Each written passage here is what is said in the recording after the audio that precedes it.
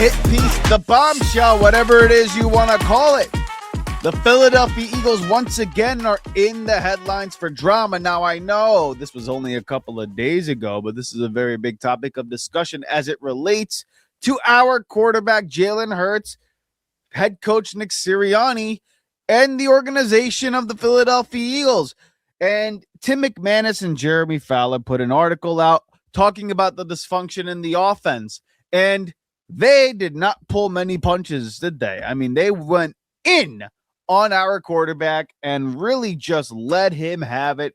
And the critique of the quarterback, while I do think a lot of it was fair in a lot of different ways, a lot of it seemed very one-sided. I mean, let's just go through some of the lists, shall we? They talked in this article about Jalen Hurts' pushback on changes in the offensive scheme, the rigidity, so to speak, in his mindset that he's not open to change. And this caused a lot of problems, or a lot of reluctance and hesitancy in the locker room. Another thing was on-field autonomy. Jalen Hurts seems to take ownership of the play call, and he may not call exactly what's been called. He may call a different play. Players have been quoted to say they don't know what play is going to come in, whether it's the coach's call or Jalen Hurts' call. So in a sense, he's gone rogue in his play calling and his ability to bring in plays at the line of scrimmage, which also starts to open our eyes to the reason why they used to let the play clock run all the way down. So that way they can get the play call in as close to that 15-second mark when the microphone gets cut off as they can, so that Jalen Hurts can't necessarily change the play. Again, I'm going on the assumption that, let's just say, every single thing in this article is true. I am not 100% sure of this, but this is what they have been told.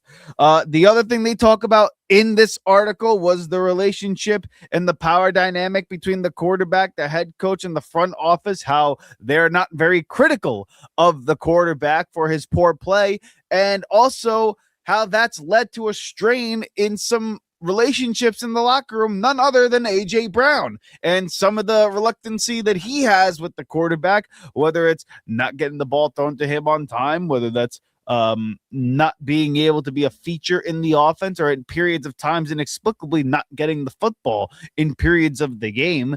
This power dynamic and fractured relationships have been a mark on Jalen Hurts' leadership style. So that was another thing that was being talked about in this article. We talked about what they coined as the calcified passing attack, and that was really used to describe the offense as predictable, stagnant, and quite frankly, that is putting it kindly. The offense was terrible, and this falls at the doorstep of Jalen Hurts. His ability to yes, he can beat man coverage, but his inability, so to speak, to consistently throw against zone, or rather his hesitancy to throw against zone defenses, because he doesn't want to make the big mistake. And I understand turnovers win games in the NFL, so I can understand his mindset on that. However, the thing I don't understand is what the really, really big point of this article was, and that was the 4 verticals call in that San Francisco 49er wildcard game. Now Jalen Hurts has been coined 4 verts Hurts from a lot of pundits and a lot of critical people of Jalen Hurts out there. It's a funny name. I got to give them credit for that one. But that was one of those plays where you looked at it and you're just like, that's what you call after a timeout in the biggest play of your season? 4 verticals at like the 20-yard line on 4th and 11 when the defense is in cover 4. I mean, my goodness, it was a shit show of an offense last year. Okay, that's basically, to put it lightly, it's been a shit show of an offense, and it's been a shit show of an offense these past couple of years in terms of the passing game. Now, I don't believe the passing game was so much of a problem the year we won the Super Bowl, because we were running the ball at 6 yards a clip. Why the hell am I going to throw it? That's really been my point of contention all along in regards to that passing attack. But even in 2023, we started off 10-1, and then we had the collapse, and the offense looked putrid once again. So it's not necessarily just a blimp, but it's a trend in this offense with Jalen Hurts, Nick Sirianni, and this rendition of the Philadelphia Eagles.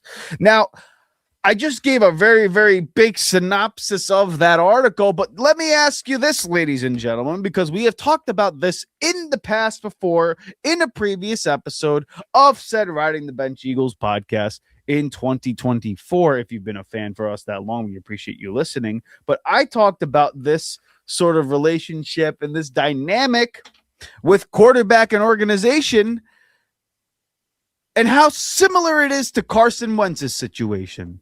Because that's really my biggest takeaway of this article. Not only do I believe that this leak, that this article came out for a particular reason, and it's because the front office, the organization, Howie Roseman, Jeffery Laurie, want out of the Sirianni and Jalen Hurts business, and this is how they always build their football teams, by the way, and I'm going to go over that just a little bit later in this episode. But it's the same exact playbook that they did with Carson Wentz. The very people who tell me Carson Wentz was not the problem in Philadelphia, he wasn't that bad of a quarterback, Jalen Hurts is a bum, he's terrible. This is the exact playbook that they played, according to other people, who is a quote-unquote better quarterback than Jalen Hurts. I disagree with that, but nonetheless, it's the same playbook and the same characteristics of both Carson Wentz and Jalen Hurts have been highlighted in this article. I mean, think about this for a second, okay? I want you to think about this synopsis and let me know and play this guessing game with me. Who does this describe between Carson Wentz and Jalen Hurts? Going rogue on play calls. Okay. Resistance to coaching.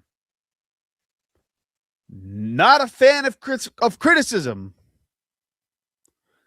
What people believe, lack of accountability. The deification of quarterback play, meaning he's above criticism, doesn't get criticized in the building. Locker room friction, particularly with specific players in the locker room. A popular figure in the locker room, nonetheless. Both got big contracts, and ever since their big contract play, they've had problems in the locker room. I mean, think of this, man. Resistance to coaching, going rogue, changing plays on the play call, not taking accountability, showing lack of leadership, strained relationships in the locker room,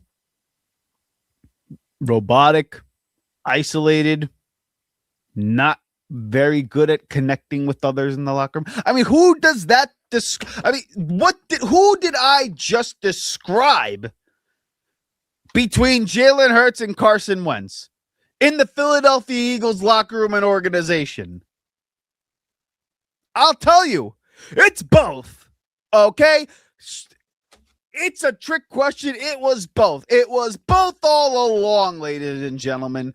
Both Carson Wentz, both Jalen Hurts, both had the same exact critiques. Both had the same exact trajectory. Both have had the same exact problems in the Philadelphia Eagles organization and locker room. Now tell me, if it walks like a duck, quacks like a duck, and acts like a duck, is it a damn mongoose? No, it's not. It's a duck. And that's really my point here. It's why my contention here all along. One is that they have been starting the rebuild in Philadelphia. I said this in a previous episode. Howie Roseman and this organization is starting the rebuild now. The void years are coming up.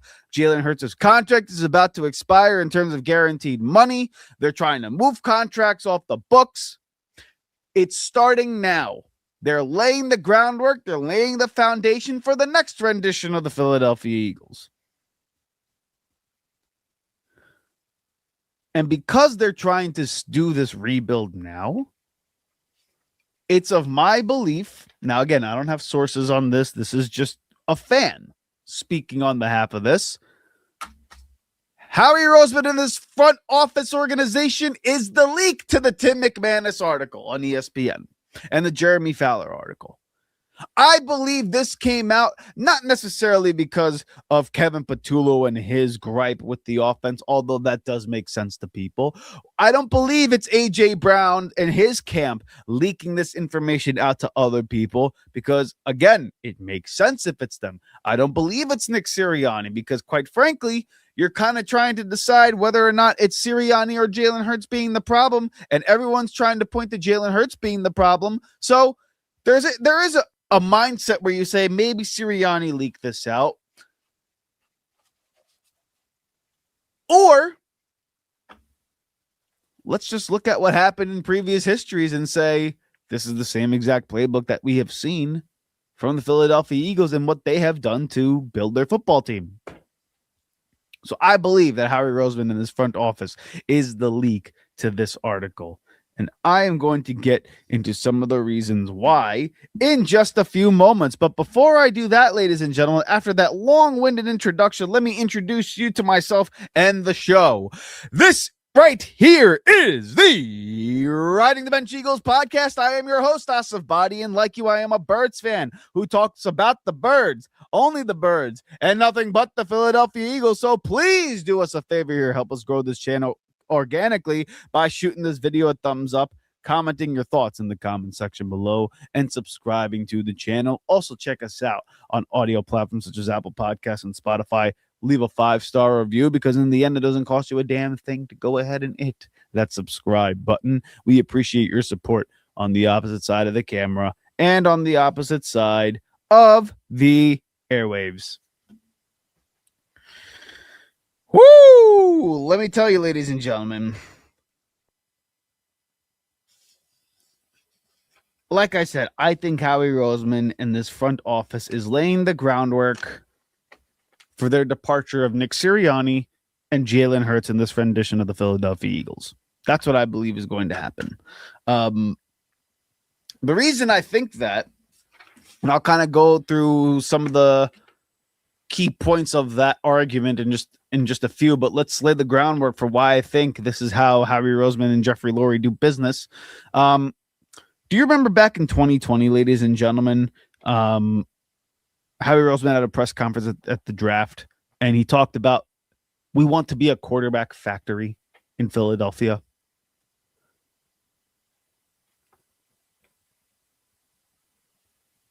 That was also the year that they took Jalen Hurts in the second round after giving Carson Wentz big time money. And Howie Roseman said, for better or worse, we are quarterback developers. We want to be a quarterback factory. We have the right people in place to do that. No team in the National Football League has benefited more from developing quarterbacks than the Philadelphia Eagles. With respect, I do say, what the hell is he talking about? Number one, I don't know of quarterback development as being something Philadelphia has been good at.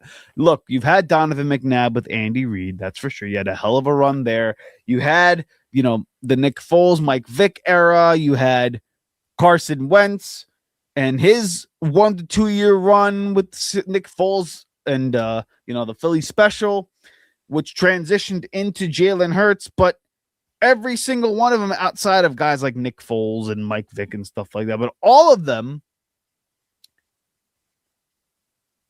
at least the three major players, Donovan McNabb, Carson Wentz, and Jalen Hurts, the faces of the franchise, all of them have had downfalls in the locker room and contention in the locker room on their departure.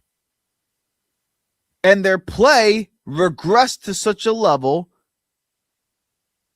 you had to get rid of them. Now, Jalen Hurts hasn't quite gotten there yet, but the article is insinuating that it's going there and that people in the front office don't want him around. So in that sense, I don't know where they think they're the quarterback factory, where they believe that they're that, but also, to their credit, the thing that they hang their hat on, no pun intended, the thing that they hang their hat on the most is the fact that they have won 2 Super Bowls with 2 different quarterback and head coaching combinations. Similar to Seattle, by the way, which is also one of their biggest feathers in their cap, so to speak. 2 different head coaches, 2 different quarterbacks, winning a Super Bowl title. That's one of the things that they are the most proud of. And the reason they're the most proud of that is because it sheds light on the success that the Philadelphia Eagles have because of them. Not the players because they're interchangeable, not the head coach because you could plug somebody else in, not the quarterback because all the people on the team, do what we ask them to do. Obviously, I'm speaking on the perspective of Howie Roseman and Jeffery Laurie in this front office. They think to themselves, hey, our process is what makes this train go. Rain, sleet, or snow, the Eagle train's gonna go. And it starts with Howie Roseman and Jeffery Laurie, and that is the point of it all. They don't want you to look at the players. They want you to look at the assembly of players. Who built the contracts? Who picked the players? Who dished out the money? Who's so clever enough to go and get these different first-time head coaches and bring them in the building and win Super Bowls with them? Who are these guys who will draft quarterback in the second round and take Carson Wentz and take Nick Foles and build an offense to go out and win the Super Bowl? This is what they want credit for, ladies and gentlemen. That's what they strive for. And again, it's fitting that the analogy that Howie Roseman uses for this is a quarterback factory. As in a factory setting, now again, we don't live in factory times. We're not working in factories. Maybe some of you are, and if you are, please explain the assembly line. Because quite frankly, when one part of the factory doesn't work, you swap it out with a new one, and the train keeps going, right? If one person in the assembly line is inefficient, it's not necessarily the fault of the assembly line. It's the fault of the individual on the assembly line. So when you replace that and put somebody new in who can assemble the part, the factory runs smooth. There's no issue. And that's how Howie Roseman and Jeffery Laurie ultimately view the players on this football team. It's why every year you see so much turnover on the roster in terms of getting rid of star players, letting go of big contracts, letting guys walk in free agency without even attempting to sign them in. This is how they do it. They do the same thing with coaches as well. How many coaches has Jalen Hurts had in his first 6 years as starter in Philadelphia? He's had damn near 7 coordinators, guys. This is also going back to college where he's had a different play caller almost every single year of his career. You don't develop quarterbacks that way. That's the exact opposite.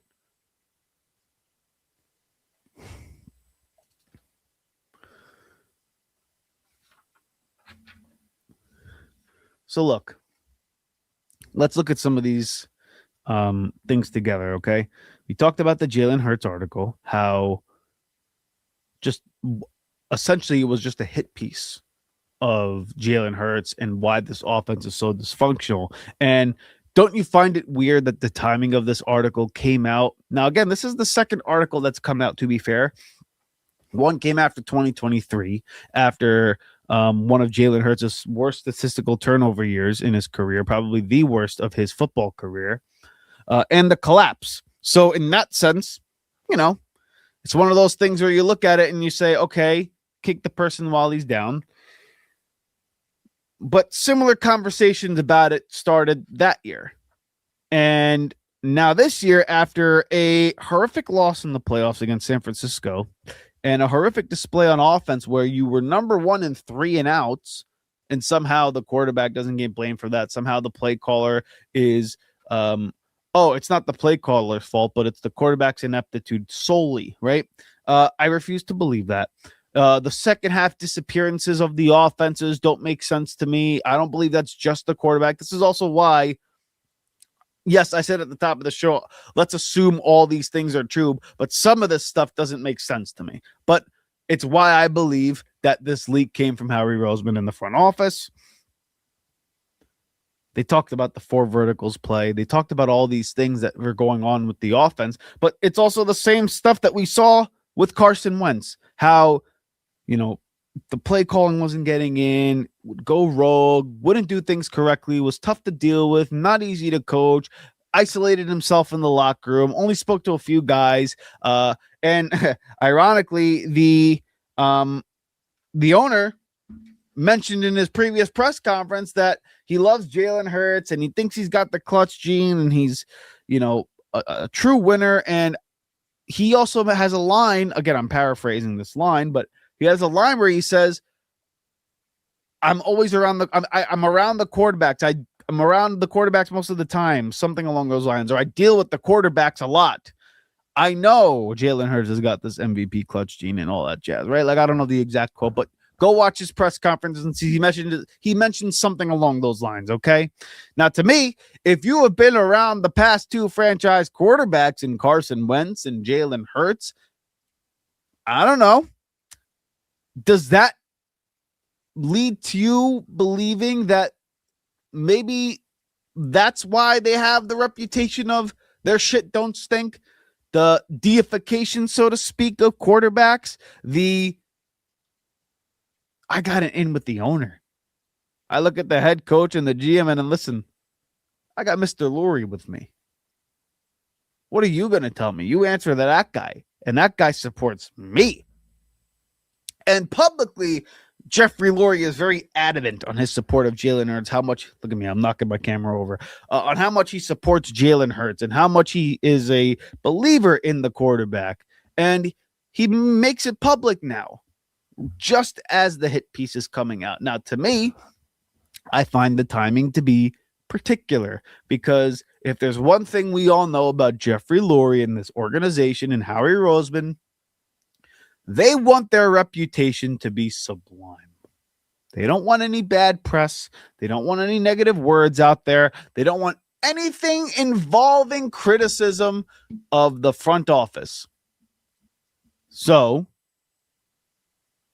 what better way to get rid of that reputation, or what better way to say that, hey, I've been supportive of the quarterback all along, with a public statement by the owner himself saying he's got the clutch gene. He should have been MVP of the last 2 Super Bowls that we were in.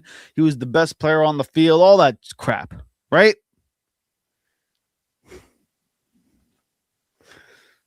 All right.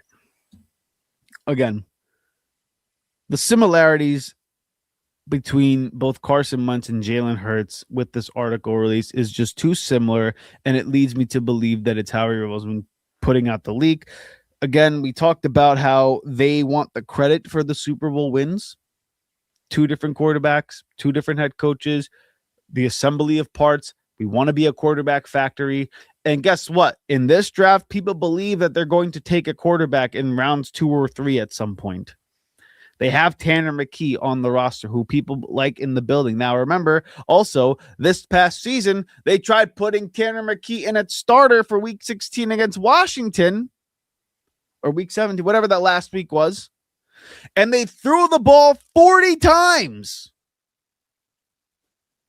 That was to prove a point, but it backfired on them. It backfired on them because, quite frankly, in my opinion, I thought the offense stunk majority of the time because the play calling was inept.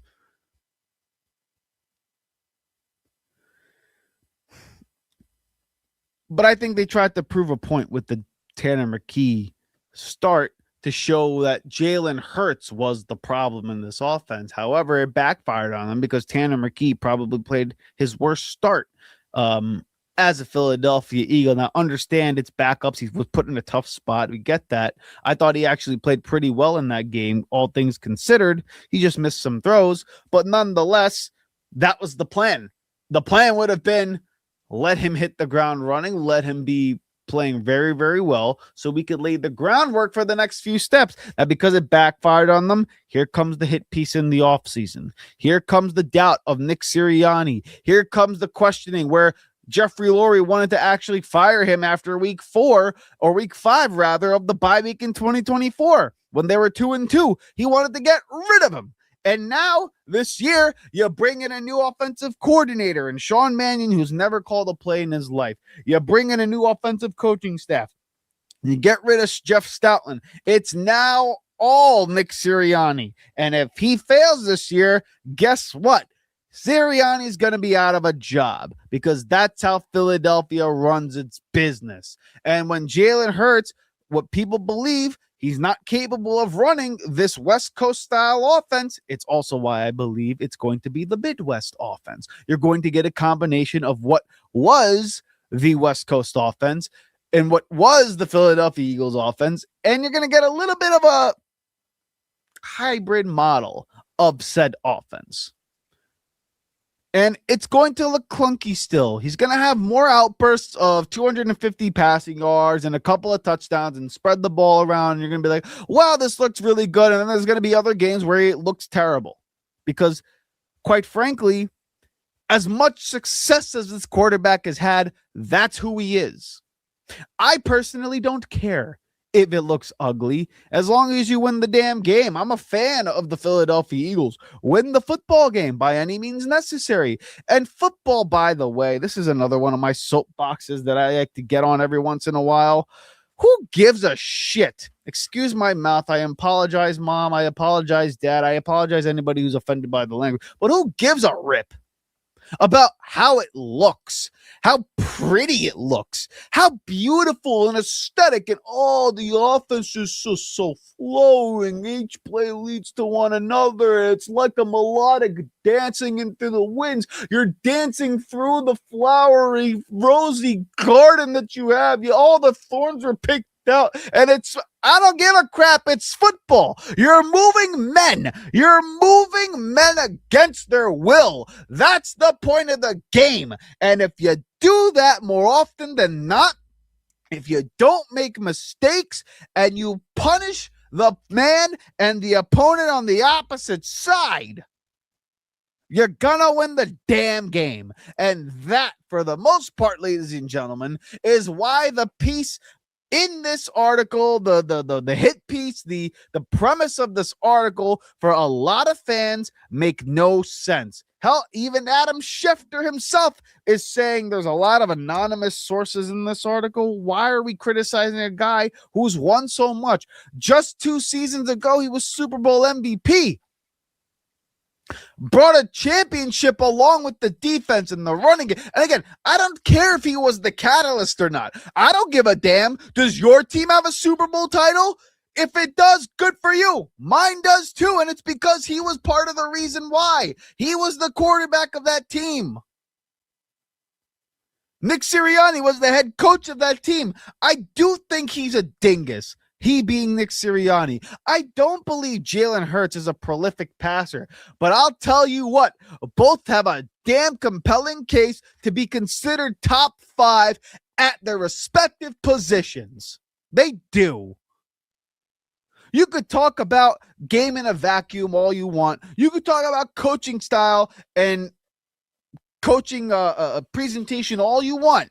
The results are the results. And that's the thing that Howie Roseman and Jeffery Laurie are trying to fight against. They know the results are the results. What their point is, it's because of us. It ain't because of them. And the only way to prove that to everybody out there, to give them the credit, they got to do it a third time. Like I said before, if it walks like a duck, quacks like a duck, and acts like a duck, it is not a damn mongoose. It's a duck. And that, ladies and gentlemen, is why Howie Roseman and this front office is the leak to this ESPN article, in my opinion. They want the credit. They want the adulation and no criticism, because they believe their process, the way they conduct business, is better smarter, and more efficient than everybody in the NFL. And you've seen them do it with Carson Wentz. You're seeing them do it right now with Jalen Hurts.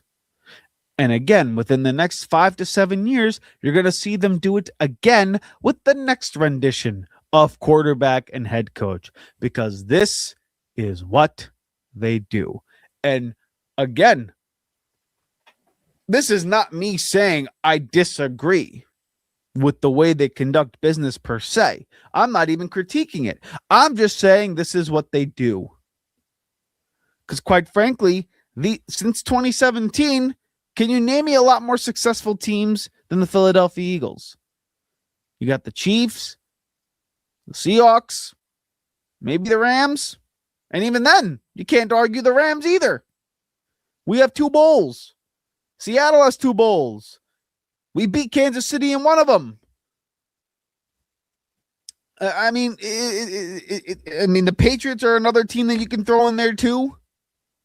But very, very hard pressed to find a team that's been more successful over these last few years than the Philadelphia Eagles. And I've mentioned it before. They view their teams, how they build their rosters, how they conduct business in 4 to 5 year chunks. That's how they look at the rendition of their teams. Can we maximize the window in 4 to 5 years here with this offense, with this roster? Let's do this to maximize this window. Let's do this to improve longevity in this window. This is what they do. And because they do things that way, it's led to the success that they have had. And they're going to try to do it again, because if they do it a third time, like I mentioned before, there's no one else to look at in the building other than Howie Roseman and Jeffery Laurie as the sole reasons why the Philadelphia Eagles win at the clip that they do. It ain't because of Jalen Hurts. It ain't because of Nick Sirianni. It ain't because of Doug Peterson. It ain't because of Nick Foles and Carson Wentz. It ain't because of Andy Reid and Donovan McNabb. It ain't because of A.J. Brown. It ain't because of Devontae Smith, Dallas Goedert, Lane Johnson, Jordan Mailata. I mean, you name it. Vic Fangio, Q, Cooper, Zach Bond, Saquon. I mean, you name it. The reason the Philadelphia Eagles win at the clip that they do is because of us. Howie Roseman and Jeffery Laurie. That's why we win. That's what that article was about. That's why the timing of that article was the way it was. That's why they have done this both times when they were on the verge of getting rid of head coach Sirianni after 2023 and after this season's mini collapse and the offensive ineptitude. They are in preparation for the rebuild. I told you this before. They are rebuilding the Philadelphia Eagles right now. They are laying the groundwork right now.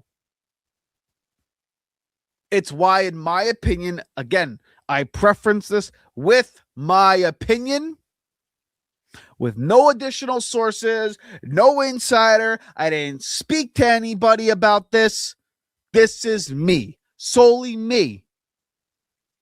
The leak on this ESPN article, the person, the anonymous sources that have been used, to me, within the Eagles organization, is the organization themselves. Jeffery Laurie and Howie Roseman. That's my belief. Let me know what you think in the comments section below. A little bit of a longer-winded episode, but it is the off season, so it is one of those things that you do have to get a little long-winded about. But tell me what you believe in the comments section below. I would love to hear other Eagle fans' takes on this matter and what they believe this article was truly about. If they truly believe it was just because the quarterback they believe that they have right now stinks and they want to get rid of him, or if the other sector of the Eagle fans believe this is just a hate piece, somebody is bitter, whether it's Kevin Patullo, A.J. Brown, Nick Sirianni, somebody is bitter and they want this out there to tarnish this man's reputation, all that crap. Regardless of what you think, I still believe that it's the front office. But Let me know in the comment section below. These next few episodes, now that we're entering draft season, ladies and gentlemen, we will break down some draft prospects at some key positions that I believe are of need. We'll talk about what positions are of need for the Philadelphia Eagles going forward to maximize the 2026 NFL season and to see if they can get this offense back on track and get this defense to keep playing the way that they are. Also considering that Vic Fangio is entering potentially his final year as defensive coordinator for the Philadelphia Eagles. With that being said, everybody, thank you so much for watching, getting to the very, very end, and we will see you back here next time for the next episode of the Riding the Bench Eagles podcast. Hey, thank you so much for watching the Riding the Bench Eagles podcast. If you want to continue to support the channel, please hit the like and subscribe button down below. Also, check us out on Instagram and TikTok at Riding the Bench Eagles Pod. We're also on Apple Podcasts, Spotify, iHeartRadio, you name it, we're on there. Thank you so much for listening, and please join us next time here at the Riding the Bench Eagles Podcast.